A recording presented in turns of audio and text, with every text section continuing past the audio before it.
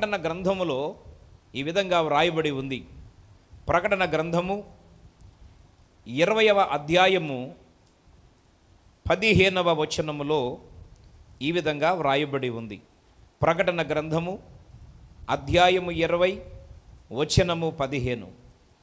ఎవని పేరైనను జీవగ్రంథమందు వ్రాయబడినట్టు కనబడని ఎడల వాడు అగ్నిగుండములో పడవేయబడును.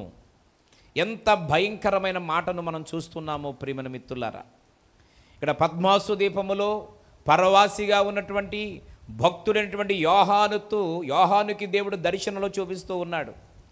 రేపు మరణించిన తరువాత ఈ భూమిని విడిచి దేవుని సన్నిధికి వెళ్ళిన తర్వాత ఏం జరగబోతా ఉందో ఆ విషయాలన్నీ కూడా యోహానుతో దేవుడు తెలియచేస్తూ ఉన్నాడు. యోహానుతో దేవుడు మాట్లాడుతూ ఉన్నాడు. ఆయన అంటున్న మాట, ఎవని పేరైనను ఈ జీవగ్రంథమందు కనబడని ఎడల వాడు అగ్నిగుండములో వేయబడతాడు. పిల్లల అగ్ని ఆరదు, పురుగు చావదు, ఆ వేడిని తట్టుకోలేము. ఈరోజు ఎండాకాలం ఒక 40 డిగ్రీలు ఎండ కాస్తే నీడనున్నవారు కూడా అంతంత మాత్రంగా ఆరోగ్యంగా ఉన్నవాళ్ళు ఆ వడగాల్పుకి చనిపోతూ ఉన్నారు. సుమారుగా చరిత్ర ప్రకారం 4000 డిగ్రీలు పైన కలిగినటువంటి వేడిమి కలిగినటువంటి ఆ అగ్నిగుండములో ఈరోజు ప్రియమైనటువంటి వారలారా పడిపోతే ఆ బాధ సామాన్యమైంది కాదు. కనుక ఎవరి పేరైతే జీవగ్రంథమందు ఉండదో వారు అగ్నిగుండములో పడిపోతారు.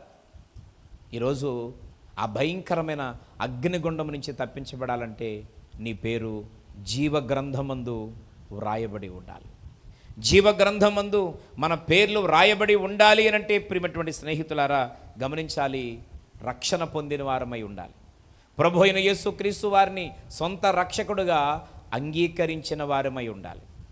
ఈరోజు ఆ విధంగా కానీ మనము ప్రభు అయిన యేసుక్రీస్తు వారిని సొంత రక్షకుడుగా అంగీకరించకుండా కాలవ్యాపన చేస్తే, రేపని ఎల్లుండని ఏదో ఒక చాకులు చెప్పి వాయిదాలు వేసుకుంటా వెళితే, ఒకవేళ ఈ క్షణమే దేవుని రాకడ వస్తే, వాక్యం వింటున్న ప్రియ సహోదరుడా, వాక్యం వింటున్న ప్రియ సహోదరి, వాక్యం వింటున్న దేవుని బిడ్డ, ప్రేమిస్తూ ప్రభువుని క్షణములో నీతో మాట్లాడుతున్నాడు.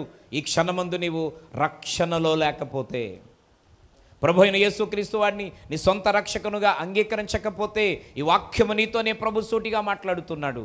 ఎంత భక్తి చేస్తున్నావు, నీవంటే నాకు చాలా ప్రేమ, ఒక ప్రణాళికతో నేను ఎన్నుకున్నాను. అయితే దేవుళ్ళలోకి వచ్చిన నీవు సంపూర్ణమైనటువంటి ఆత్మీయునిగా ఉండడానికి ఎందుకు ఆలస్యం చేస్తూ ఉన్నావు? ఎందుకు నిర్లక్ష్యం చేస్తూ ఉన్నావు? నేడే రక్షణ పొందుటకు అనుకూలమైనటువంటి సమయం. ఏనాడైతే నువ్వు భూమి మీద నీటి మూలంగా సంపూర్ణమైన మార్పు చెంది ప్రభు అయిన యేసుక్రీస్తు వారిని సొంత రక్షకుడుగా నీవు అంగీకరించి నీ హృదయంలో ఒక తీర్మానం తీసుకుంటావో, నీ పేరు జీవగ్రంథమందు వ్రాయబడుతుంది. నీ పేరు జీవగ్రంథమందు లిఖితము చేయబడుతుంది.